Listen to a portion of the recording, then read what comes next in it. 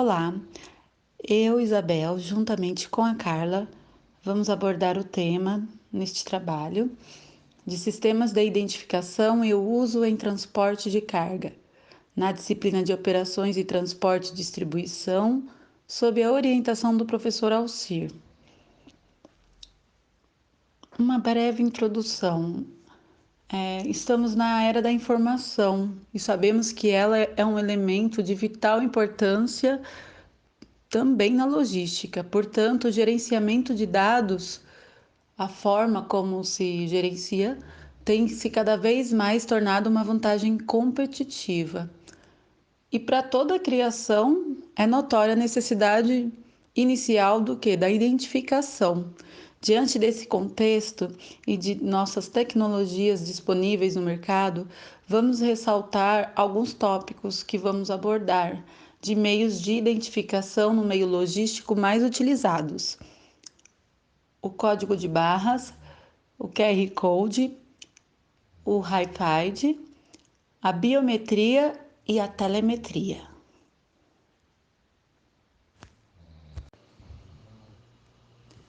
O código de barras. O código de barras é uma representação gráfica de dados alfanuméricos na qual a leitura é feita com um scanner óptico. Logo, os dados são compreendidos por um computador, permitindo a captura da informação ou identificação de forma automatizada. Como que ele surgiu? Ele foi desenvolvido pelo engenheiro George Lauren por volta de 1974, quando um grupo de executivos da rede do setor de supermercado procuravam por um sistema que otimizasse todo o fluxo operacional.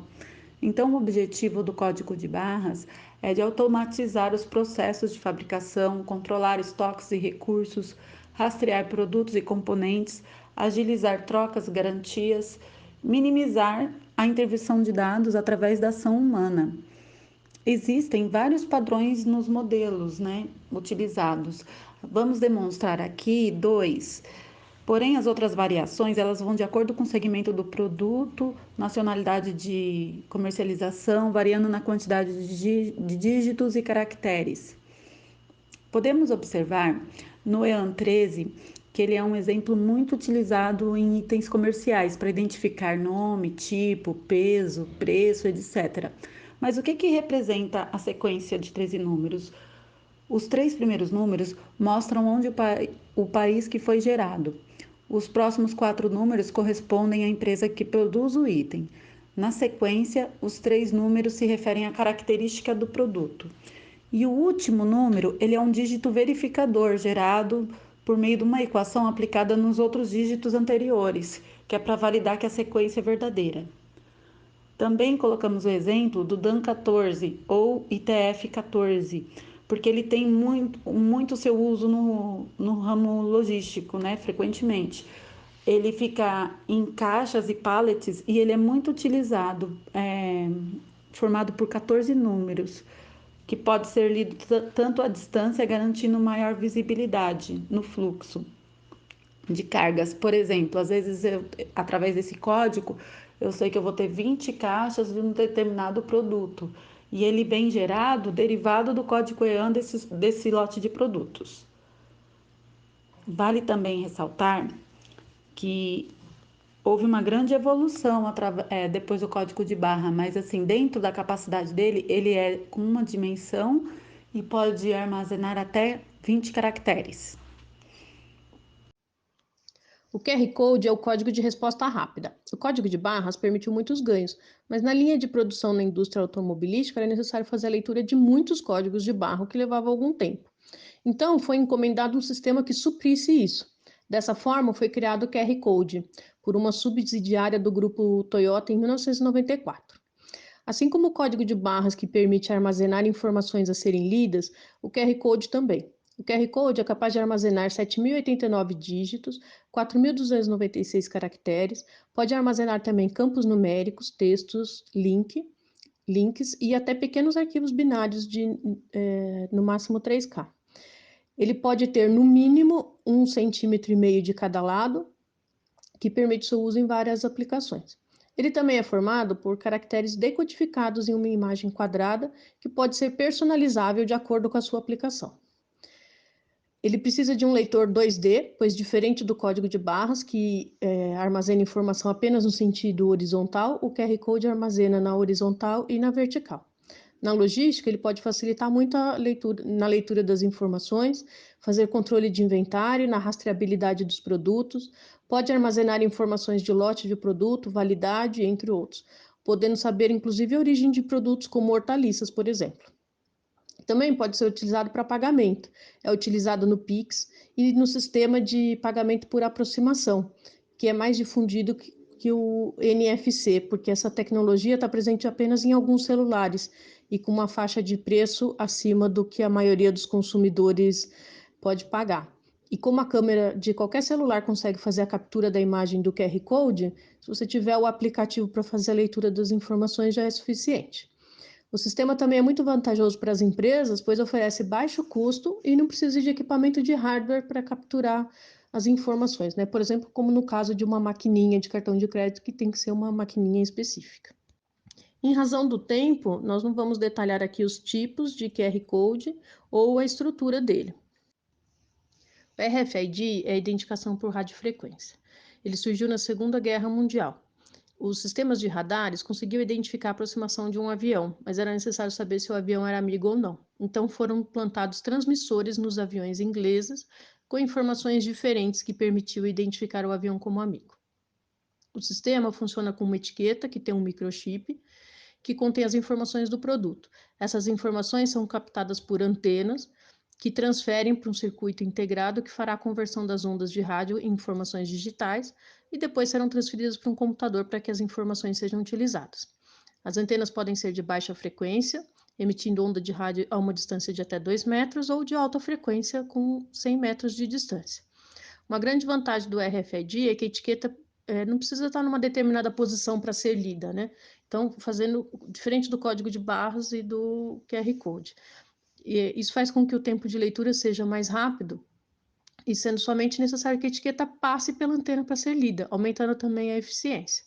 Pelas características da tecnologia do RFID, a informação é em tempo real e os dados são alimentados de forma automática. As etiquetas são de dois tipos, passiva e ativa. As passivas as informações são gravadas permanentemente, mas algumas podem ser regravadas. E as ativas, elas possuem uma bateria própria para transmitir o sinal, além de permitir o armazenamento em memória RAM de até 32K, mas são mais caras. O custo de uma etiqueta RFID era em torno de 25 centavos de dólar, mas uma fabricante chinesa BSN conseguiu produzir oferecendo um custo de 6 centavos de dólar. Outras vantagens do RFID é que também é possível fazer um controle de estoque preciso e automático de todo o estoque, utilizando as leitoras de ondas de rádio, caso todos os produtos tenham a etiqueta.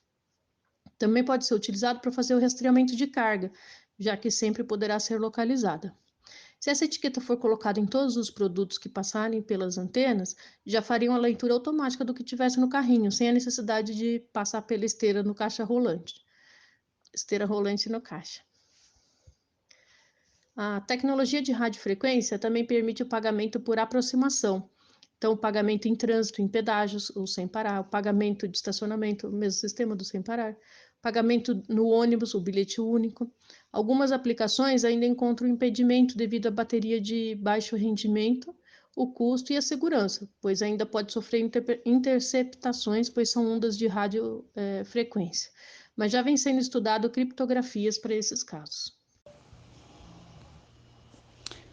Biometria. O sistema de biometria ele foi desenvolvido para permitir maior segurança e minimizar problemas encontrados nos métodos tradicionais da identificação, como exemplo senhas, cartões. O sistema biométrico ele identifica indivíduos com base em suas características físicas.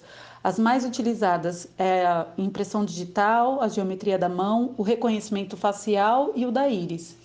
Mas a gente pode imaginar como que isso vem auxiliar no transporte de cargas. Eu vou citar um exemplo recente, que a partir de outubro de 2020 já foi testado em vários aeroportos no Brasil, como Salvador, Florianópolis, Rio de Janeiro, o embarque feito por biometria facial e digital, sem a necessidade de apresentar documentações, agilizando assim tanto o check-in quanto o próprio embarque.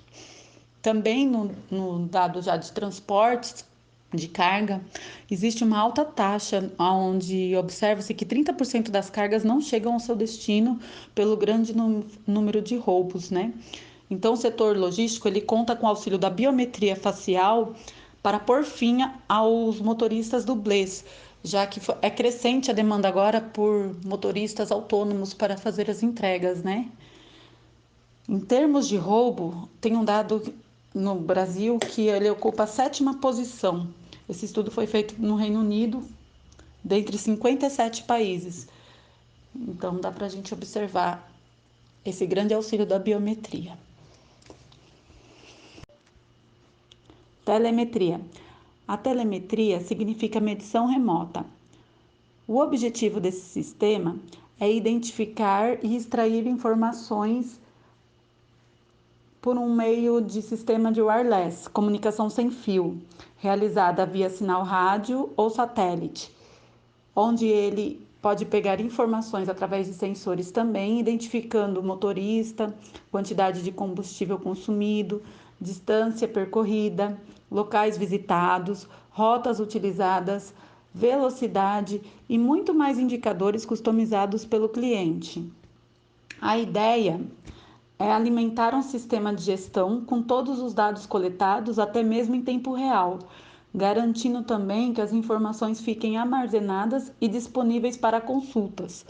A telemetria, ela é muito utilizada como exemplo fácil de entendimento na Fórmula 1. Por exemplo, em determinada curva, o piloto faz uma inclinação no ângulo, na direção, e ali foi coletado dado que, daquela forma, naquela condição, naquele dado que ele fez, ele conseguiu ter mais eficiência.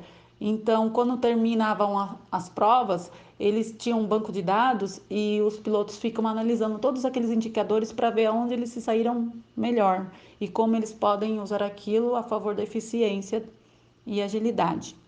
Assim também, no meio da logística, é um sistema que opera para grande economia, segurança, né, acompanhamento da frota do gestor, possibilitando um grande auxílio.